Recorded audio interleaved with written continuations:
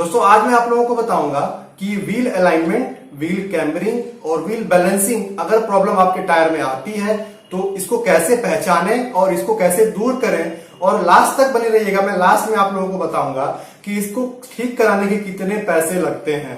तो सबसे पहली बात, व्हील अलाइनमेंट क्या होता है। तो मैं आप लोगों को बता दूं कि व्हील अलाइनमेंट की दिक्कत किसी टायर में तभी आती है जब आपकी गाड़ी तेज रफ्तार से किसी गड्ढे पे या किसी स्पीड ब्रेकर को पार करती है, तो तब फ्रंट के जो दोनों टायर्स होते हैं उनमें बहुत तेजी से जर्क होता है। क्योंकि जो फ्रंट के टायर्स होते हैं वो क्या होते हैं, टर्न होते हैं, ठीक है, डायरेक्शनल होते हैं, ठीक। तो उन टायर्स में सबसे पहले इंपैक्ट होता है पिछले टायर के हिसाब से, तो सबसे ज्यादा इंपैक्ट फ्रंट टायर पे ही होता है। तो होता क्या है कि अगर दोनों टायर आपके बराबर हैं, यानी उनका अलाइनमेंट सही है बिल्कुल, और जर्क के कारण यानी गड्ढे में गिरने या स्पीड ब्रेकर से लगने के कारण दोनों टायर्स में अलाइनमेंट क्या होता है, ऊपर नीचे जाने की दिक्कत, यानी कि अलाइनमेंट आउट हो जाता है। तो होता क्या है कि अलाइनमेंट को दूर करने के लिए, यानी दूर करने के लिए उसको पहचानना पड़ेगा।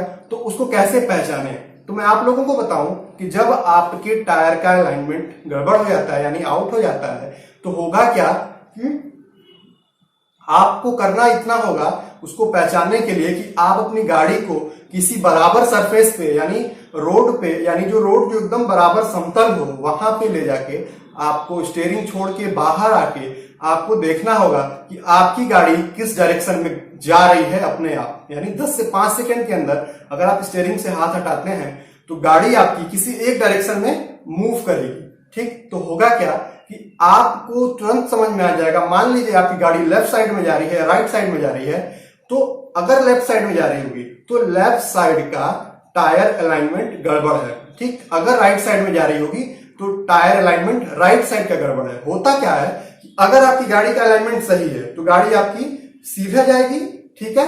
अगर आपकी गाड़ी का अलाइनमेंट राइट साइड में दिक्कत है तो आपकी गाड़ी का जो टायर होगा राइट साइड वाला वो थोड़ा सा नीचे हो जाएगा, इसके कारण आपकी गाड़ी इधर की तरफ जाने लगेगी। अगर लेफ्ट साइड का होगा तो सेम कंडीशन, इधर की तरफ जाने लगेगी, ठीक है। तो अलाइनमेंट यहाँ पे गड़बड़ है। तो अब बात करते हैं व्हील कैम्बरिंग के बारे में। कैम्बर कैसे आउट हो जाता है, ठीक है।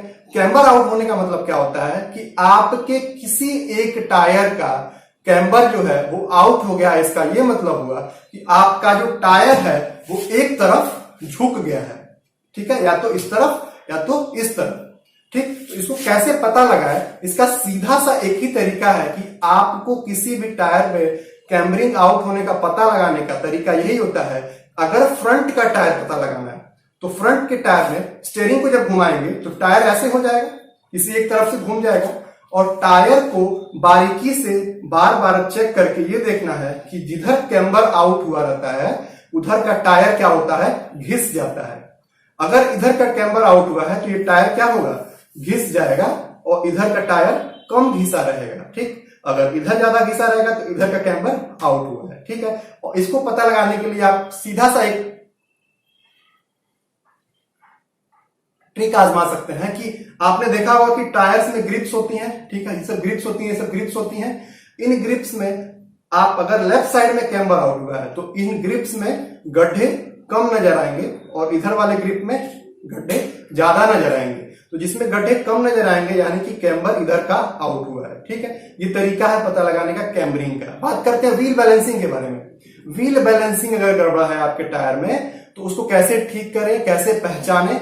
तो पहचानने का तरीका एकदम से सिंपल होता है। होता क्या है कि अगर किसी टायर पे ज्यादा लोड पड़ने लगेगा तो उस टायर पे बैलेंसिंग की दिक्कत यानी बैलेंसिंग आउट हो जाएगी, ठीक है। तो अब इस बैलेंसिंग को कैसे पता लगाएं, इसका एक सिंपल सा ट्रिक मैं आपको बताता हूं कि अपनी गाड़ी को आप 50 किलोमीटर पर आवर की रफ्तार से ऊपर जब आप ले जाएंगे तो होगा क्या कि जिस टायर पे बैलेंस यानी वेट ज्यादा पड़ रहा होगा वो टायर बबलिंग करने लगेगी, यानी कि इसे ऊपर नीचे जर्किंग करने लगेगी, ठीक है।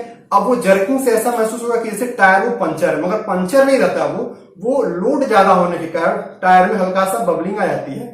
तो इससे आपको मालूम चलेगा कि उस टायर का बैलेंसिंग गड़बड़ यानी व्हील बैलेंस में आउट दिक्कत है, ठीक है। अब इसको कैसे ठीक कराएं, तो होता क्या, मैं आपको दिखाऊं कि यहाँ पे जैसे टायर का जो रिम होता है ना, मैं आपको ठीक से दिखाऊं, यहाँ पे टायर के जो रिम पे ये देख रहे होंगे आप, हल्का सा लोड लगा हुआ है, ठीक है। ये लोड एक्स्ट्रा बढ़ाया जाता है इसलिए क्योंकि अगर इधर की तरफ लोड बढ़ा रहेगा तो इसको काउंटर बैलेंस करने के लिए इधर हल्का सा लोड लगाया जाएगा। अगर ये बाहर की तरफ लोड है तो यहाँ बाहर की तरफ लगाया जाएगा, अंदर की तरफ यहाँ लोड रहेगा तो अंदर की तरफ लगाया जाएगा। अगर वो बाहर की तरफ यानी आउटसाइड में इधर की तरफ होगा तो जहां होगा वहां पे लोड बढ़ाना पड़ेगा। और इसको ठीक करने का तरीका मैं आप लोगों को बताऊं कि इसको ठीक करने का तरीका ये होता है कि जितना लोड बढ़ा रहता है इधर उतने ही ग्राम लोड यहाँ पे ऐड करना रहता है, ठीक है। तो होता क्या है, अब मैं आपको बताऊं कि कितना खर्चा आता है अलाइनमेंट में, कैमरिंग में और व्हील बैलेंसिंग में। जैसे ज्यादातर जगहों पे मैंने देखा है कि व्हील अलाइनमेंट में और कैमरिंग में ज्यादा से ज्यादा 500 रुपए खर्च आते हैं, कितने भी बढ़िया शोरूम में आप चले जाए।